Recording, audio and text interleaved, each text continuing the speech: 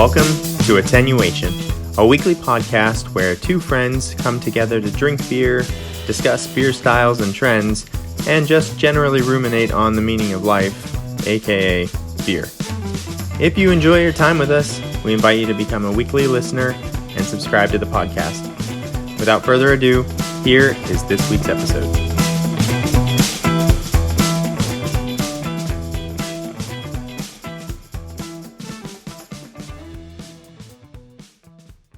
Hello, and welcome to episode 58 of Attenuation, a beer podcast.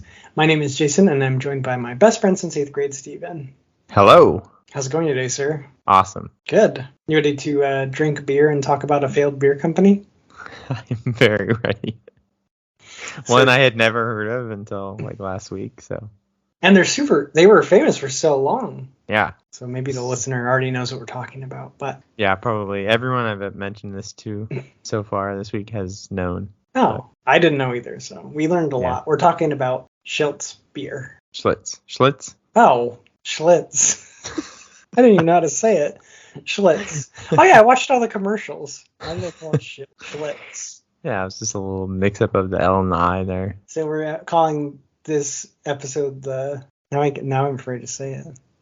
The Schlitz. No, Schlitz. Oh my gosh. The Schlitz mistake. Schlitz mistake, yeah. All right, let's They drink. made a lot of them. a continuous stream of mistakes. I'll tell you, do you want to hear the story about why we're even doing this? Yeah. What's the backstory? I was watching the baseball game. The Giants, I'm a big San Francisco Giants fan. They were playing a game in Milwaukee. They were playing the Milwaukee Brewers. And my kids were asking me, oh, what team are they playing? And I said, the Brewers in Milwaukee. And they were like, oh, why are they called the Brewers? And I said, oh, well, Milwaukee's a very famous beer town. And my wife goes, what beer do they brew there? And I'm like, I don't know. Actually, I don't know what beers they're famous for. So I Googled it, and what is the beer that made Wisconsin famous, or made Milwaukee famous? Schlitz Beer. And then I started reading about it, and I was like, oh my God, this is fascinating. We're doing a deep dive on Schlitz Beer. So that's when I texted Jason, hey, want to do a deep dive on Schlitz Beer? And I said, what? What beer is that? I'm sure. Yeah. I thought he was going to be like, are you kidding? No, we both had no idea, so it was a good pick. So you can thank my kids' curiosity for... Yeah, it's triggered this episode. That's a really cool cascade of effects. All right, well, we got to do our favorite part of the podcast, and that's drinking beer. Oh, yeah. And I have a good one today. Me too. Actually, this is a white whale of mine. And it's White Whale Day. And you brought it to me. We need some big sound effect to announce a White Whale Day. We need a whale song. Can you edit in a clip of whale song? You bet I can. It's like, ooh. You know that I'm talking about? Ooh. Yeah. I was thinking like a big blowhole sound or something.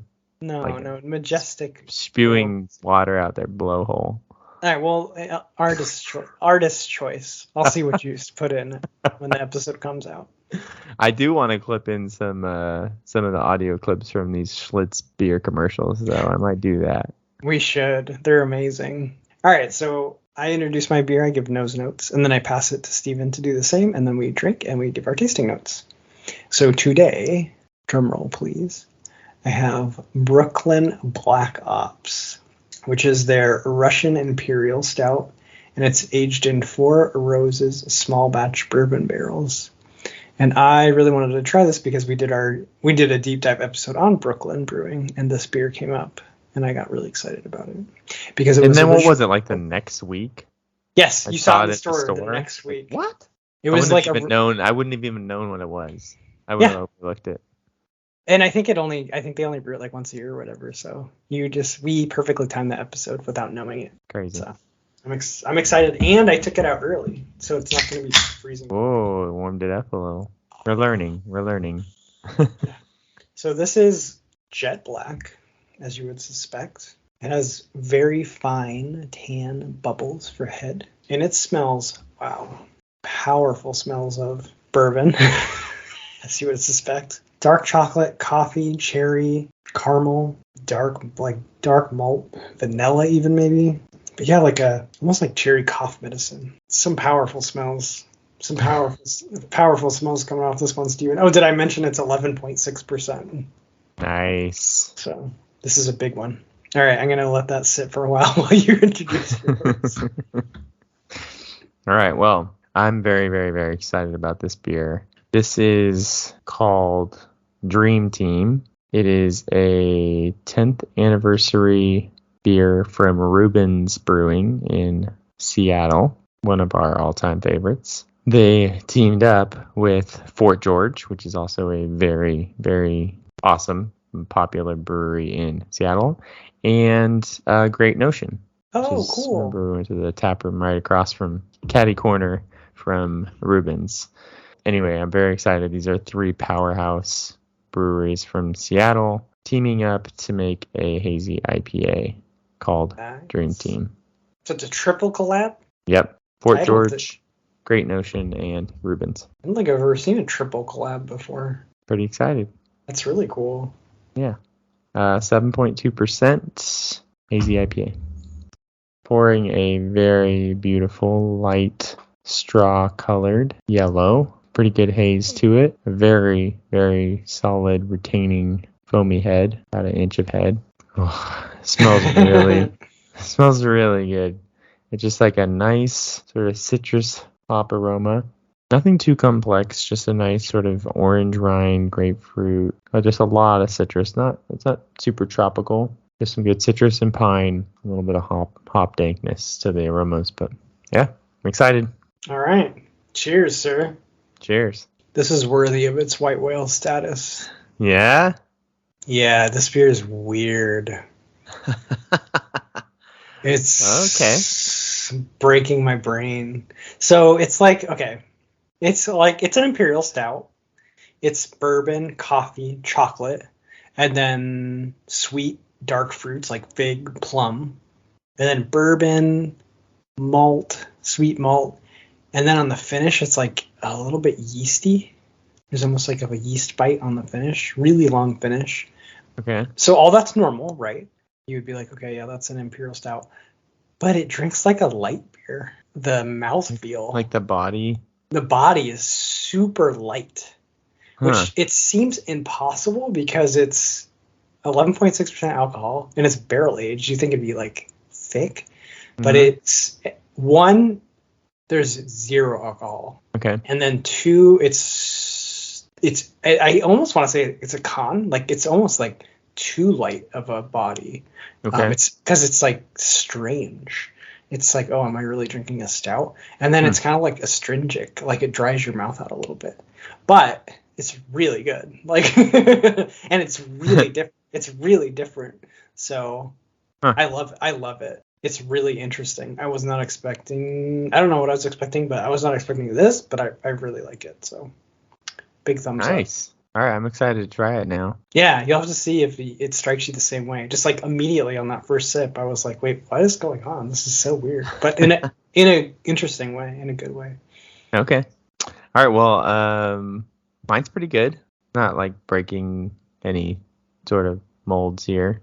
It is a hazy IPA. I was reading a little bit more about it. So it's brewed with Cryo Simcoe hops, Nelson Sauvin hops, Rewaka hops, which I've never heard of, and Citra Incognito hops, which we've talked a little bit about that, about being, it's just like these different forms of hops and liquid hops. And anyway, it's got a lot of like, whereas the nose was kind of like citrusy and piney, the flavors are a little bit more like white wine, a little bit of grapefruit in there, more like stone fruit. It's very resinous, very earthy, just that like sort of earthy dank.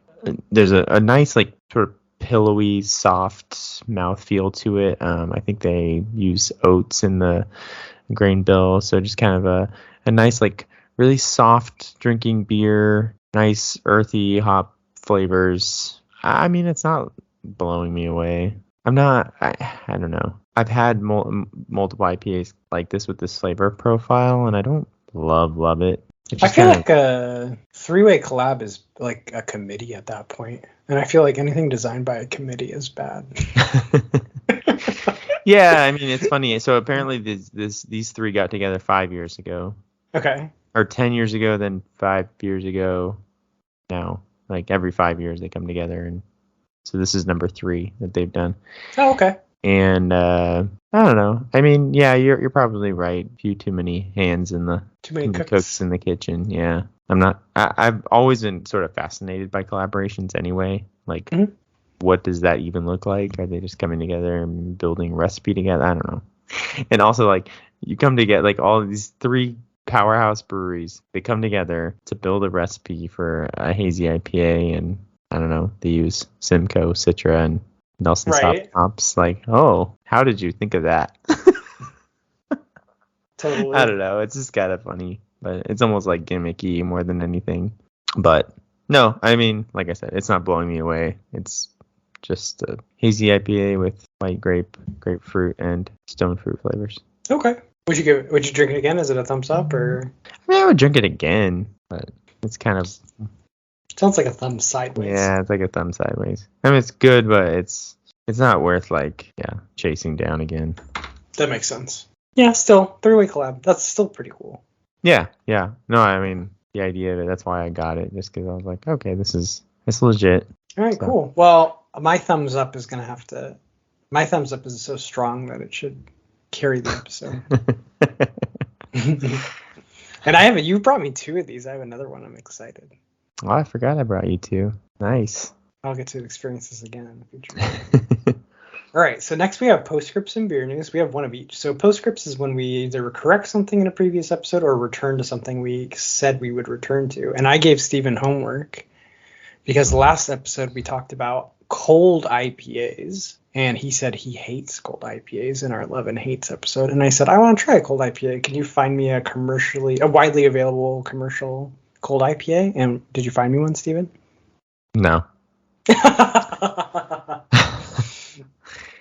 It's because brewers are smart enough to know that it's not going to make any money. So I like that. This is the thing that probably shows up more on tap as like one-offs more than something they're going to continually make or make enough of to widely distribute. But you do see them. There was actually I did find a collaboration between Carl Strauss and Sierra Nevada, so 2 breweries that have pretty wide distribution. They did a collaboration on a cold IPA called What's Cooler Than Being Cool or something. So you'll see them, but I don't think it's one of those styles that's really gonna, take flight. And yeah, I think we talked about it last episode, but the opposite is what we like. So the hoppy lager. Yeah, the cold IPA is like taking an IPA and kind of pushing it towards a lager, but I think the ones we've tried that go the opposite direction, where you start with the lager and make it hoppy, the results are much better. Yes. So. And it's kind of funny, like it's weird to think about that, but it's like a sour IPA versus a hoppy sour,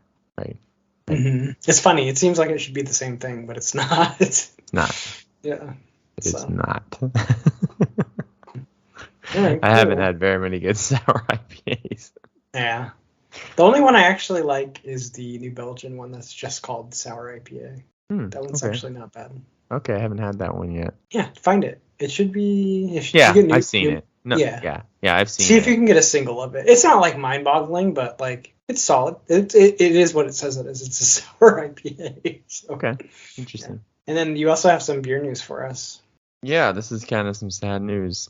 All we do is report on breweries closing. Yeah, we need some positive news next week. Yeah, but this is kind of crazy. So there's a brewery called Adalbert's here in Austin. It has been kind of an Austin staple for a while there. I think they're going on their 11th year. The story is kind of crazy.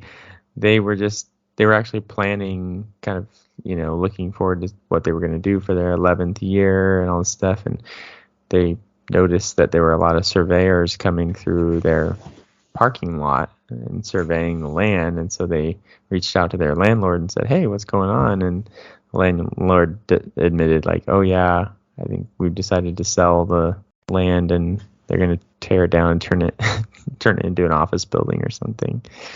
They're kind of blindsided by that, and they made the announcement that they've been kind of looking at different options of like relocating, continuing production and stuff, and they just haven't found something that they think is, good or sustainable or profitable or whatever. So they're just calling it good. They're just calling it quits. Yikes, that's so brutal. Yeah, I know, it's super sad. Well, it's crazy to think just like losing your lease could just disrupt your whole business, but to the point where you can't continue. But I guess for something like a brewery, that makes sense. I mean, you have kind of an intricate footprint. Mm-hmm. Well, you're tied to the location, and it's it is a huge deal to try and move everything to a new place. And I'll tell you right now, if you're trying to be in this area, real estate is insane. Yeah, you are a fast growing city. Yeah. The list of the 10 most, it was a weird thing. It was like, I think it was a change in real estate values or something like over the last year. So basically like the unaffordability index, like, like it went, the biggest change in that, the 10 counties out of the 10 counties, the 10 worst counties in the whole United States, number 3 was Travis County, which is Austin, basically. Okay. And number 4 was Williamson County, which is where I live, which is just north of Austin. So basically so the counties. The 2 big Austin counties are within the top 5. So it's a crazy real estate market here. Real estate values. Yeah, real estate values have like doubled basically over the last year and a half. So that's insane. It's good if you want to, I don't know, if you can sell your house or if you have a rental or extra something. Property to sell or something. Yeah, but not good for anyone who just has a primary residence. Well, at least you have your house. Yeah. At least I can't afford my house now, but. Yeah, on 2 fronts. I can't afford my house now because of how much it costs, and I could never get a loan on the current mortgage interest rate. Yeah, it's insane. So, anyway, I feel for them because if they were trying to relocate anywhere, in this area, their costs could be could be significantly higher. So, I mean, in some ways it's good. This was not a Schlitz mistake. Okay, this is not. Yeah, we're gonna get into that. Yeah, we'll get into that. But they weren't. The quality of the beer was good, and their sales were good, and their taproom business was good. They're just losing their physical location. So that's a bummer. Farewell to Adalbert's. I never actually. This is terrible. I've not visited their taproom, so maybe I'll try to get down there before. I think they have until like November or something. So I'll try to get down there. Yeah, you should. I have had their beer. They make a wit that's pretty good, a wit beer. Oh, nice. All right, very good. Well, we're sorry that happened to you. Are you ready for the main topic, Stephen? Sure. I wrote down in the notes how to say it. Schlitz. I don't know why I was saying Schlitz. Schlitz. Where do we start? This is an old one. Yeah, a surprisingly old one. I think it's 19... No, I'm sorry. 18. This is 18. This is an 18. That's insane. 1848 in Milwaukee. Okay, so what was Yuengling? Ooh, I have to look it up. Are you seeing who's older? Because they're the oldest, I think. Oh, Yuengling scouted by a mile. 1829. Okay, so about 20 years they got him by. Yeah. Okay. Yeah. Okay. Cool. But still, this is quite old. So 1848, it's August Krug who started a restaurant. He's an immigrant from Bavaria. So interesting, the original owner, the namesake of the brewery, was not established by the original owner. Yeah. It wasn't until 2 years later that they hired, here's the man, Joseph Schlitz, who's another German immigrant, to be his bookkeeper. Okay. And then he would die soon after. Krug.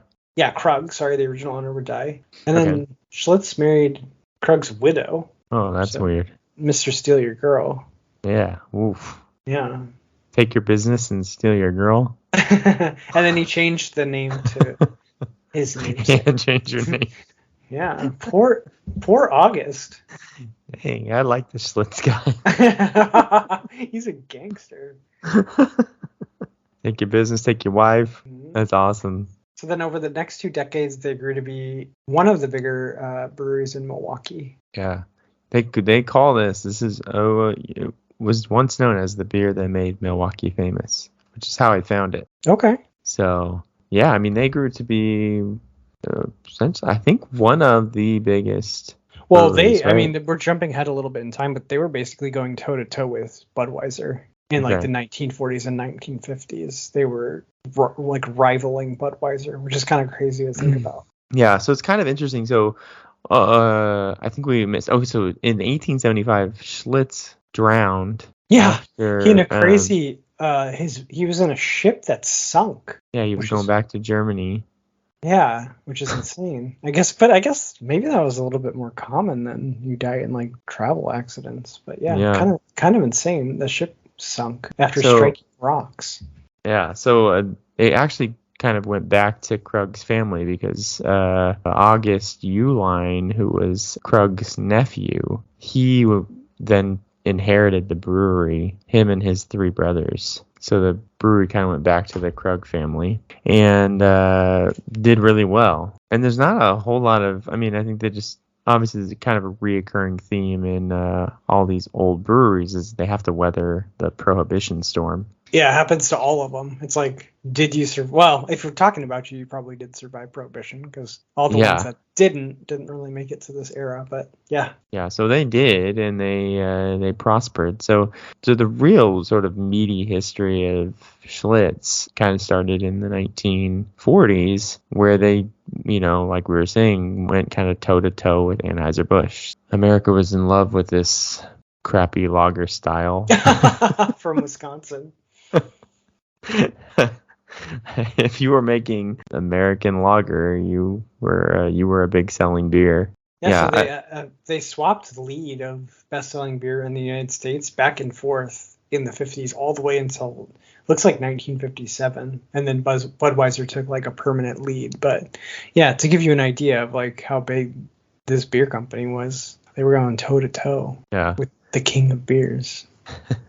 Well, and we'll kind of see too that like the downfall of Schlitz really kind of just was born out of this competition with Budweiser. Budweiser. Like they could not deal with not being the number 1 brewery. Like they just couldn't deal with it. One could almost say they had misaligned goals. So I mean, hindsight is 2020. Okay, so what did they do to try and compete with Anheuser-Busch? Well, they basically, from what I understand, they just wanted to become like more efficient, and they wanted to have bigger margins because they figured, well, if we can make more money, we can expand more, we can wrestle away the lead. So they started making like all these tiny decisions to increase their profit and increase their margin. They started like using corn syrup to use a little bit less malted barley. They started using cheaper hop pellets instead of fresh hops. And the assumption was like each one of these changes would be imperceptible. Like if you made them slowly, like if you made these changes little by little. Yeah, so I think they thought, well, we'll just slowly make our beer bad and no one will notice. That was not their stated goal, but it started, well, in the thing it seems like it was. Okay, in hindsight it does, but like for a while it was working. So I think you can get away with it a little bit, right? They, I guess in like the 70s, they did become the most efficient brewery in the world, and their profit to sales ratio was like way better than industry average. So it was working, but I think they just kept trying to cut like little slices of, we want to make a little bit more profit. We want to have costs be a little bit lower. And a really good example of this is they acquired Primo Brewery in the 60s in Hawaii. And this should have foreshadowed their destruction, but they made a horrible mistake in Hawaii, and it doesn't seem like they learned from it at all. But basically Primo was a huge Hawaiian brewer, right? It had absolute dominance of the beer market in Hawaii. And the first thing they did when they bought the Primo plant is they shut it down. And instead of making the beer at the Primo plant like it's always been done, they made wort in Los Angeles, and then they dehydrated it, and then they shipped it to Hawaii to like save costs basically. And then they would reconstitute the wort and brew that. They did. This is probably the first big change, at least based on the information available to me, that they did not get away with.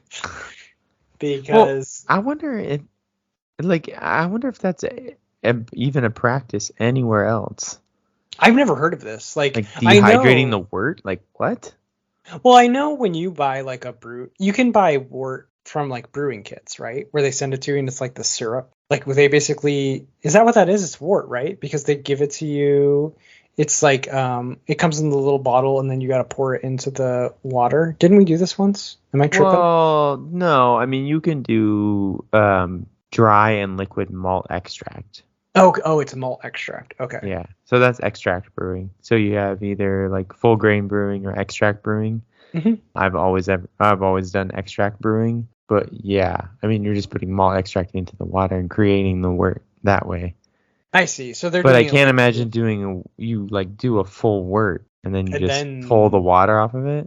And then it would turn into like a syrup or something. Yeah. It sounds disgusting. Well, apparently it was disgusting because they plummeted their market share from like 70% to 20% in like a period of like 4 years. So those terrible decisions was that. They absolutely destroyed the reputation of Primo, and I don't think they could ever get it back. And they will go on to then make these same decisions to absolutely destroy the reputation of their main product line.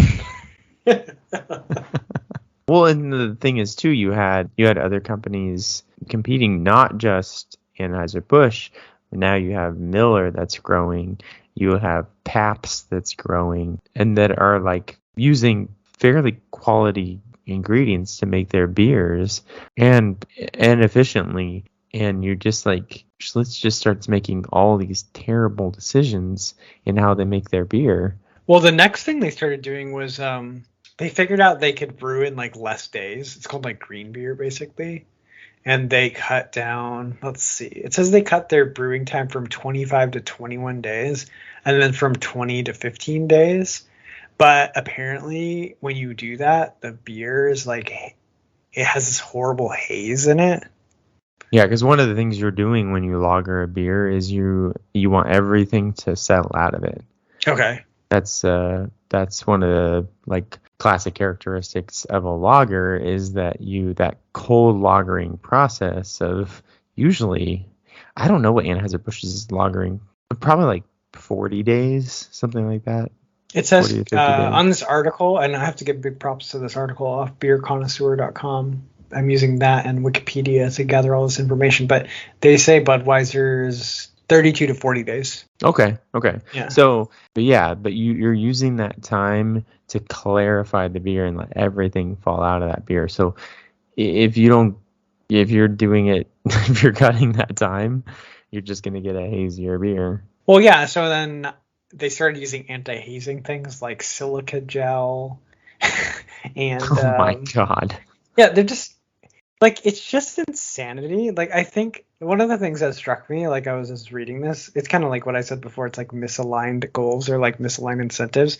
I've always said there's like two sides. If you look at like the extremes of capitalism, you have like what I think is a really positive reflection of capitalism, where like you look at Sierra Nevada, and I don't know if this is still true, but like at least in the early days, they are successful. They're paying their employees really well because happy employees help create a successful business, right? They want to work there and they're making money, but they're not like min-maxing. They're not like, we have to make the absolute most amount of money.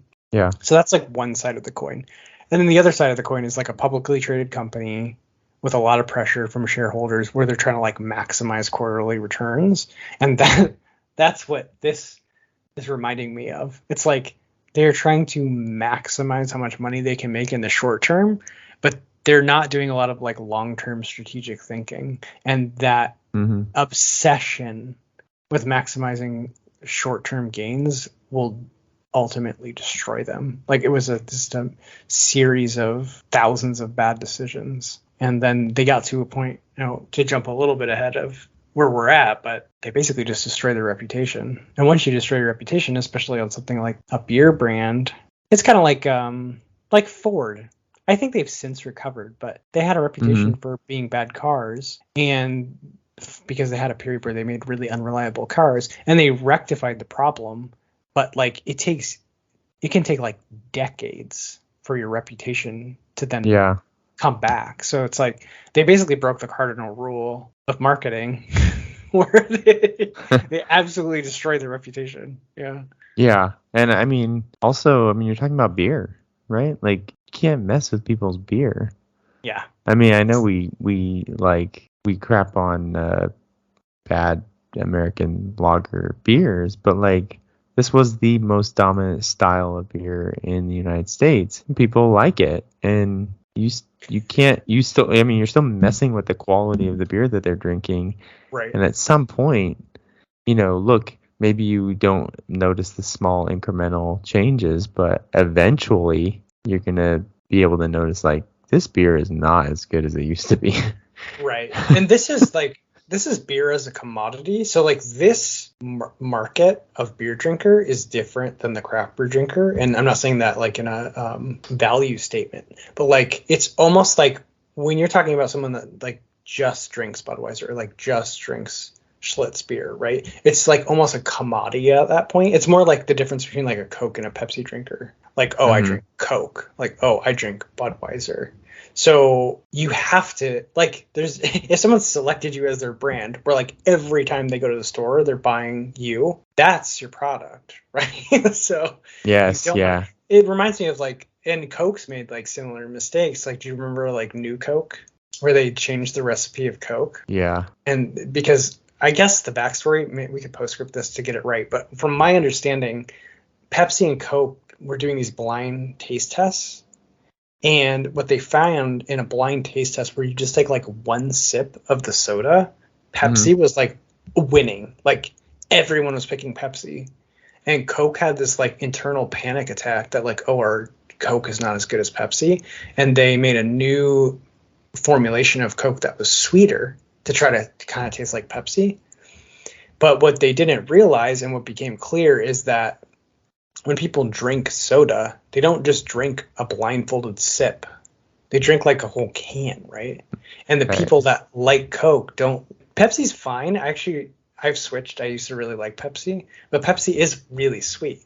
Like if you drink a whole can of it, that's a lot of really sweet soda. So people that liked Coke liked it because it wasn't as sweet and it has that kind of like Coke bite.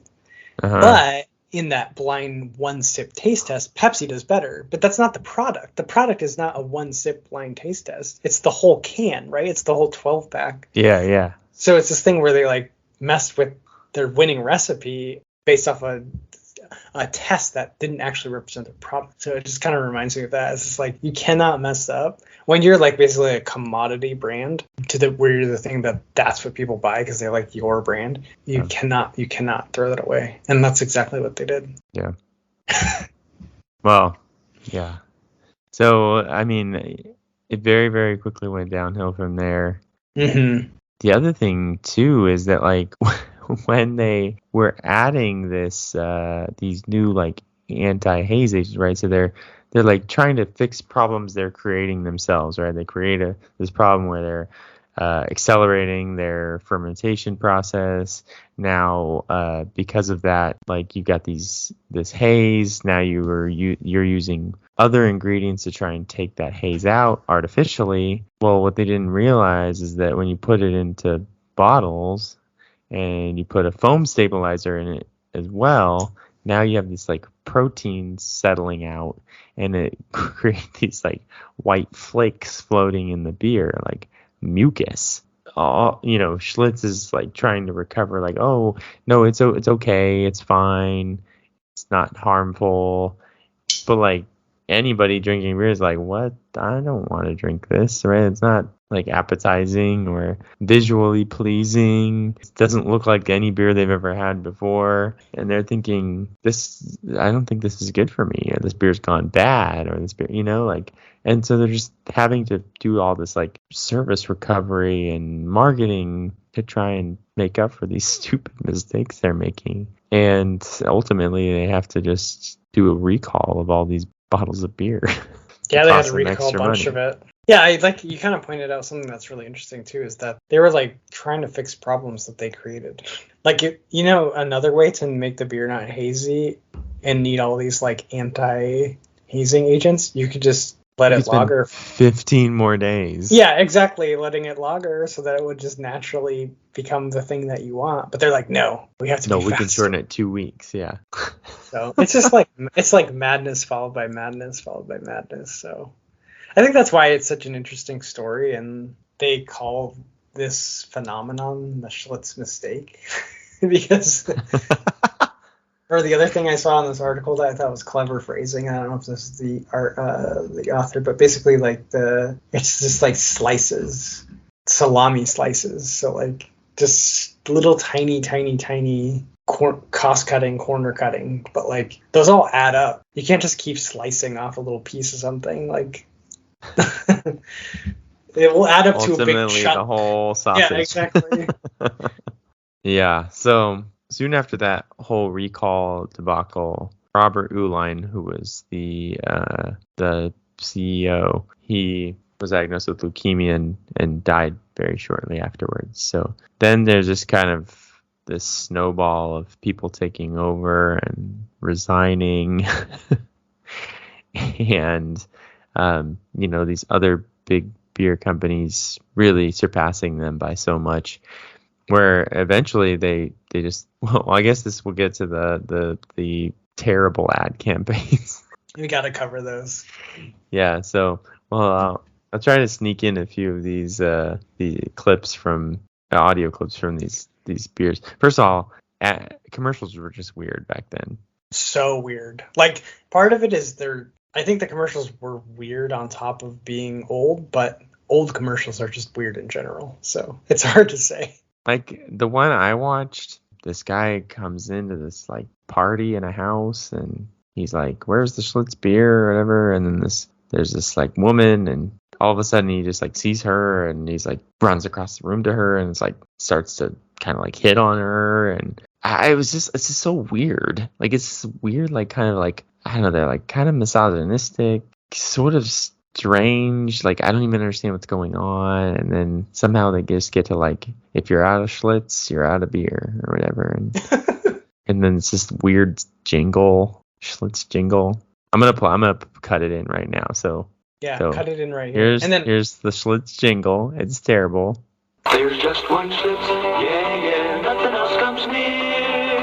When you're out of Schlitz, just ask. You're out of beer. What makes Schlitz irreplaceable? Taste it. This is the most carefully brewed beer in the world. It takes 1,174 careful steps to create that special taste. Real gusto in the great light beer. If you like it light with a big taste too, there's only one brew that will do when you're out of Schlitz. Unthinkable. You're out of beer. Real gusto in the great light beer, Schlitz. The beer that made Milwaukee famous.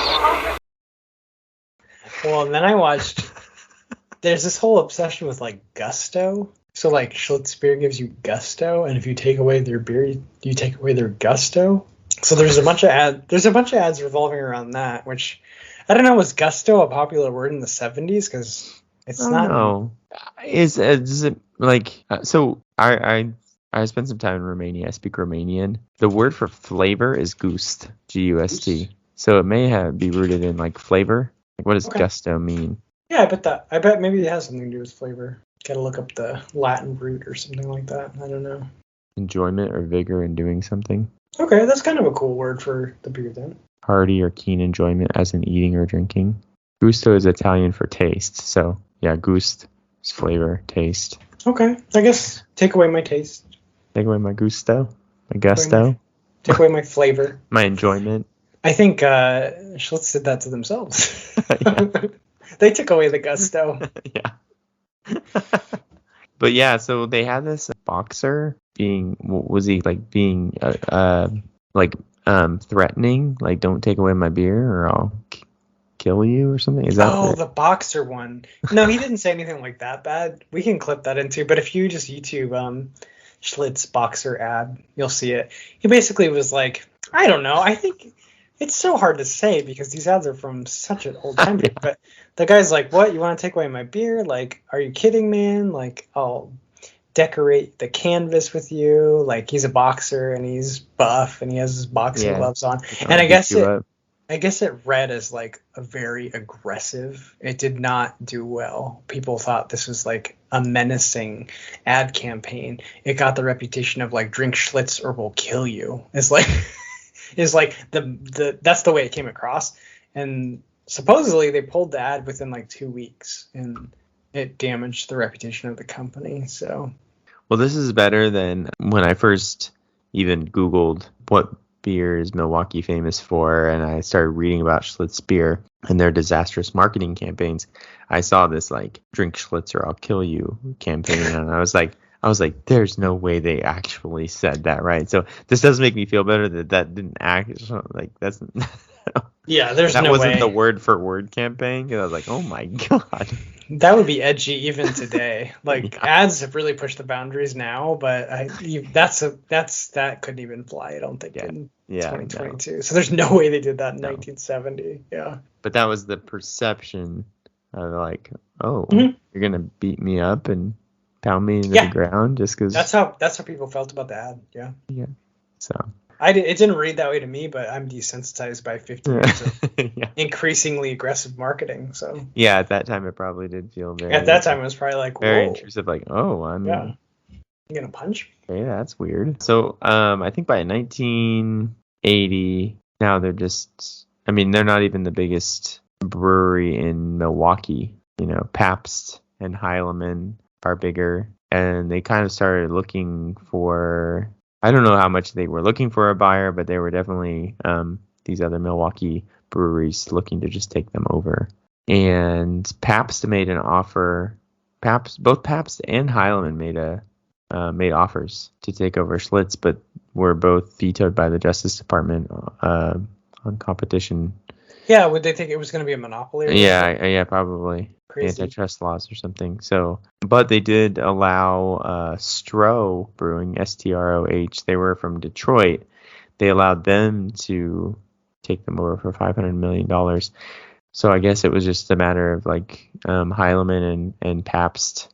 Either one, if you allowed either one to take over in Milwaukee, they would have created a monopoly essentially. Okay. So they did let a Detroit brewer come in and buy them, but they didn't do very well with that. And acquiring a company for $500 million was just too much for them to take. And so I think Pabst ended up being able to acquire them. When was that? Oh yeah, so it's kind of ironic because Pabst tried to acquire them and then it got blocked, but they would go on to acquire them. It was pretty recently. Oh, 1999, I see. Yeah, 1999, and then it's basically back. They're making it. Schlitz, it's like kind of got the same label. I mean, if you go to their website, they're kind of saying like, we've been brewing since 1849. So they're hanging on to that, huh? Glossing over. Continuous brewing. Yeah.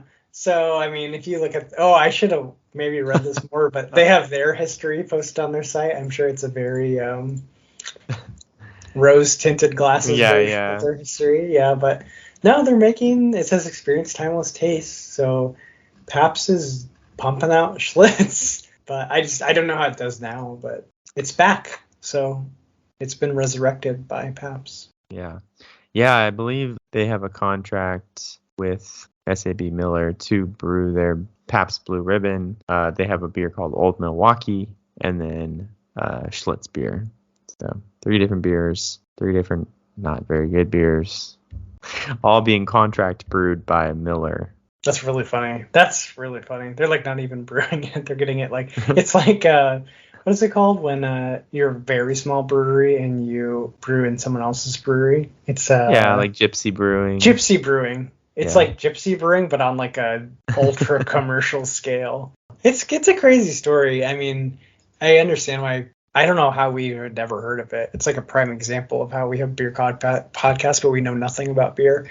But yeah, it's just funny because it's like watching Budweiser destroy themselves. Like it's a company that was that big and that popular, and then they just basically drove the company into the ground. So it's kind of interesting. I think it's somewhat related to like where we grew up, because I think being like you should ask your parents. I'll bet they know. I'll bet they've heard of it. Yeah, we're from the Midwest, so. Yeah, so because a lot of the people that like I work with are like originally from the Midwest, and they know they definitely knew what Schlitz beer was. Apparently, so this is a kind of a side thing from them.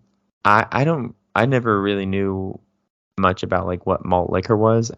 Apparently, there's a Schlitz malt liquor that was really? Yeah, that was very popular. And I honestly, I didn't really even know that much about like what malt liquor was. And basically, the narrow definition of it is just a lager where you add a bunch of adjuncts, like usually corn syrup or just corn or just white sugar to increase the ABV. And you just make a very, very, very light-bodied, high ABV, quote-unquote, beer or alcoholic beverage. So I have lots of experience with malt liquors. I have zero. I don't want to incriminate myself, but there was a period in my life where malt liquor was the gold standard because it's very cheap and it's designed to intoxicate you. It's basically it's designed to intoxicate you at the most cost efficient way possible. Hey, there you go. Yes, it's disgusting though. I like Steel Reserve 211. That was my malt liquor of choice. But we should get you one and make you try it on the podcast. It's horrific. It's so disgusting. Steel Reserve 211. That was my choice. What's the ABV of it? Oh, that's a good question. Because I'm looking up the Schlitz malt liquor right now. It looks like they still make it, or they brought it back. The can, it's horrifying. It says Schlitz, and there's this blue bowl. It looks like the Wall Street bowl. Like, okay. He's just like charging you, basically, and it says malt liquor, original malt liquor recipe. It's only 5.9% though. That's not very strong. I feel like 211 was like 8 or 9. 8%. Yeah. Okay. Yeah. Steel Reserve. It's to provide a beverage option for shedding the stresses of a long day. Yes. That's code for saying it will make you drunk. Crisp and balanced. It's anything but. It's like drinking. Like, I can only describe it as like caustic. Do you know what the beer advocate score is for Steel Reserve 211? It's got to be like 30 or 40. 58. Oh, that's actually higher than I thought. It's awful. That's the rating. Awful? Okay, yeah. That accompanies a 58 score. It's awful. It is awful. Here, let's read beer advocate comments on Steel Reserve 211. Okay. Just awful. Reminds me of puking on the sidewalk and of not so nice times in my life. Avoid.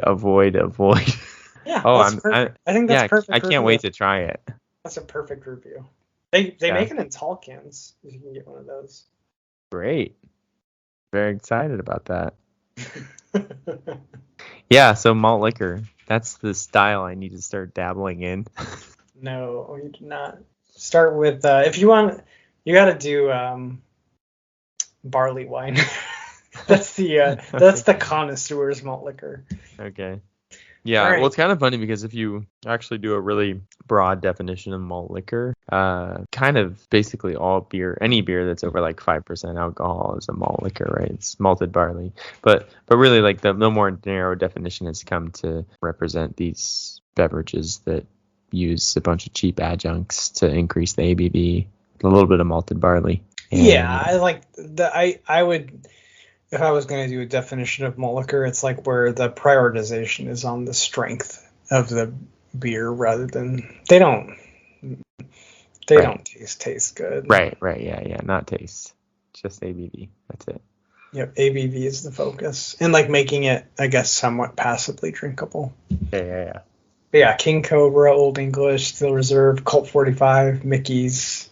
Yeah, they're bad. We got to get you to try one on the podcast. I actually did with a bunch of my friends who were into craft beer that never had like a malt liquor phase. We bought like one of each of these and we did like a tasting. And I don't even think we like completed it. I think they tasted like one or two and they were like, we're done. I was like, come on, guys, we still have like 3 or 4 more to taste. They're like, no, it's not getting any better. No, they're bad. They're very, very, very bad. Yeah. So I will say, I'll call out my coworkers. A lot of them, their first thought when I said Schlitz was, oh, Schlitz malt liquor. Oh, really? Yeah. Yeah. Not Schlitz beer. But it'd be interesting to see what your parents. Yeah, I'll ask them if they remember Schlitz beer. But yeah, not a name you even really saw on the West Coast. All right, cool. We want to say anything else about Schlitz? No. Just don't make the Schlitz mistake. Yes. Don't destroy your company with 1,000 small cuts with the focus on short-term gain. Yeah. Yeah, I read just a sort of a funny kind of a take on it of like, if they had this sort of forethought of like, or just the idea of we're just trying to compete with Anheuser-Busch. We're just going to do everything we can to make money in the short term to try and compete with them as long as we can, knowing that it'll probably lead to our gradual downfall. But they didn't, like, they had this sort of like have your cake and eat it too, like make all these cuts to try and make short-term profits with the idea of like we're going to be the greatest brewery and the biggest brewery forever, and that was like it just wasn't sustainable. Just like you were going to eventually make your customers turn away. Yep, they wanted the best of both worlds and they couldn't have it, and now they serve as an example of bad decisions.